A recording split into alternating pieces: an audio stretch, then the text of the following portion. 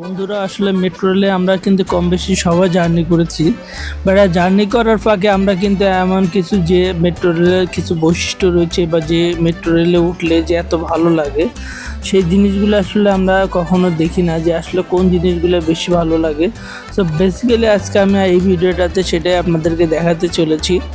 তো যারা আসলে মেট্রো রেলে জার্নি করেন তারা অবশ্যই দেখতে পারবেন, যারা দাঁড়িয়ে দাঁড়িয়ে বিশেষ করে জার্নিটা করেন তখন দেখতে পারবেন যে দুই সাইড দিয়ে কিন্তু এত সুন্দর কিছু দৃশ্য দেখা যায় যে যখন মেট্রো রেলটা জোরে যায় তখন কিন্তু দুই সাইডের দৃশ্যগুলো অসাধারণ লাগে। বিশেষ করে আপনার বিগত কিছুদিন আগে যে কৃষ্ণচূড়া ফুলটা গেল, মৌসুমটা গেল, তখন কিন্তু আরও বেশি ভালো লাগতো।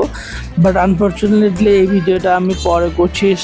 সো তারপরেও আমি দেখাতে চলেছি এত সুন্দর কিছু দৃশ্য যে যখন আপনি মেট্রো রেলে জার্নি করবেন ঠিক তখনই দেখতে পারবেন দু সাইড দিয়ে অসাধারণ কিছু দৃশ্য। দেখেন আপনার, এটা হচ্ছে ঢাকা শহর। সো ঢাকা শহরে বিশেষ করে যখন আপনি এই সাইডগুলো দেখবেন তখন আপনার মনটা অনায়াসে ভরে যাবে।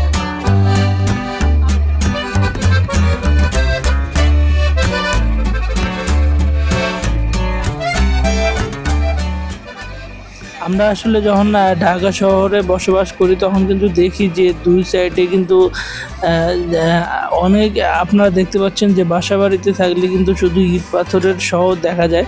বাট ঢাকা শহরে যখন মেট্রো রেল দিয়ে জার্নি করবেন তখন আপনি দুই সাইডগুলো দেখলে মনে হবে যে মানে ঢাকা শহর মনে হচ্ছে কোনো একটা বন বা অনেক বড় কিছু জঙ্গলের মতো। এই দেখতে পাচ্ছেন ঢাকা শহরে, এটা হচ্ছে মেইন ঢাকা। সো এখান থেকে দিয়ে গেলে দেখা যায় যে এত সুন্দর দৃশ্যগুলো।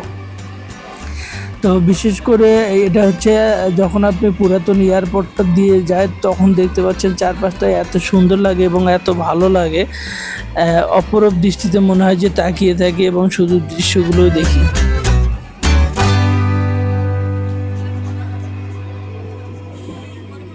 তো ঢাকা শহরে আপনার যে এত বনাঞ্চল যদিও ঘাটতি রয়েছে, তারপরও মনে হচ্ছে যে মেট্রো রেলে উঠলে অনেক ভালো লাগে এবং দেখতে সুন্দর লাগে এই গাছগাছালিগুলো।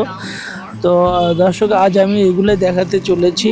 আসলে যারা ঢাকা শহরে বসবাস করেন না, ঢাকার বাইরে থাকেন, তারা হয়তো বা এই ভিডিওটা দেখতে পারবেন যে আসলে ঢাকাতে উপর থেকে ঢাকা শহরকে কেমন দেখায়। তো এটাই আমি দেখাতে চলেছি এই ভিডিওটাতে। তো যেহেতু আমি মিরপুর 11 নম্বর থেকে যাত্রা আরম্ভ করলাম, যাব হচ্ছে মতিঝিল পর্যন্ত। তো তারপরে আমি দেখাতে চলেছি, অর্থাৎ আপনি যখন যাবেন, যখন বাংলা কলেজ পার হয়ে আপনি 11 নম্বর থেকে 10 নম্বর পর্যন্ত এই সময়টাতে দেখতে পারবেন অনেক সুন্দর কিছু দৃশ্য। আর তারপরে 10 নম্বর থেকে আপনি যখন আবার কাজীপাড়াতে যাবেন এই বাগাটাতে দেখবেন আর একটা দৃশ্য। তারপরে আপনি শেওড়াপাড়া থেকে যখন আগারগাঁও যাবেন তখন চারপাশটায় পুরাতন এয়ারপোর্ট সব কিছু দেখতে পারবেন। এত ভালো লাগে, অসাধারণ লাগে, আমার কাছে পার্সোনালি অনেক বেশি ভালো লাগে। তো এক এক করে ঠিক এইভাবেই যখন আপনার শেওড়াপাড়া, কাজীপাড়া, তারপরে আপনার আগারগাঁও পার হয়ে যায় তখন আরও বেশি ভালো লাগে। তারপরে আর একটা জিনিস আপনাদের বলে রাখি যে কারওয়ান বাজার পার হয়ে যাওয়ার পরে দেখবেন ঢাকা ভার্সিটি, তারপরে শহীদ সোহরাওয়ার্দী, রমনা পার্ক, এইগুলা যে দৃশ্যগুলা এতটা চমৎকার লাগে যে বনাঞ্চল, রমনার যেটা বিশেষ করে ঢাকার ফুসফুস খ্যাত যে রমনা পার্ক। তো এগুলা যখন মেট্রো রেল থেকে দেখতে পাওয়া যায় মনে হয় যে আসলে এতটা সুন্দর ঢাকা শহর কল্পনার বাইরে। তো আপনারা দেখতে পাচ্ছেন এটা হচ্ছে এত সুন্দর জায়গাটার, বিশেষ করে ঢাকা ভার্সিটি পার হলে আরও বেশি ভালো লাগে বনাঞ্চল, মানে দুই সাইডগুলা।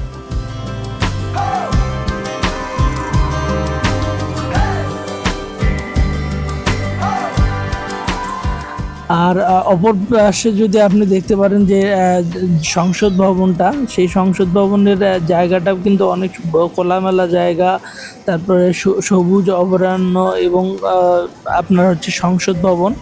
তো সব কিছু কিন্তু এই উপর থেকে দেখলে মনে হবে যে অসাধারণ লাগে এবং এক কথায় সত্যি চমৎকার একটা দৃশ্য দেখা যায় এই মেট্রো রেলে জার্নি করে।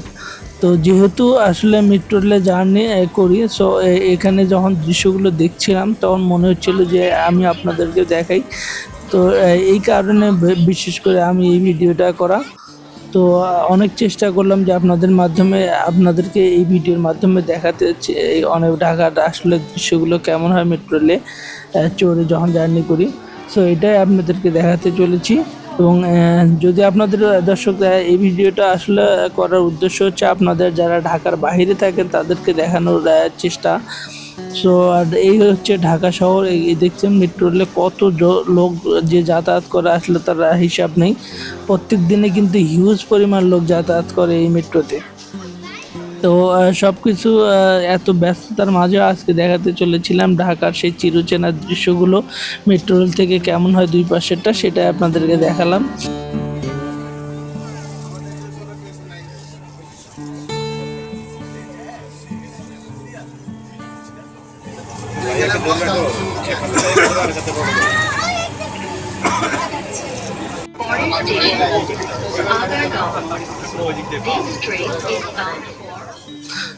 তো দর্শক আপনাদের কাছে ছোট্ট একটা রিকোয়েস্ট, যারা আমার এই ইউটিউব চ্যানেলে নতুন তারা অবশ্যই আমার চ্যানেলটা সাবস্ক্রাইব করে সঙ্গে থাকবেন। আর যারা অলরেডি সাবস্ক্রাইব করেছেন তাদেরকে অসংখ্য ধন্যবাদ। আর ভিডিওটা বেশি বেশি শেয়ার দিবেন। ততক্ষণ পর্যন্ত সবাই ভালো থাকবেন। অন্য কোনো ভিডিও দেখার জন্য আবারও কথা হবে অন্য কোনো ভিডিওতে। ততক্ষণ পর্যন্ত ভালো থাকুন, সুস্থ থাকুন। সবাইকে আসসালামু আলাইকুম।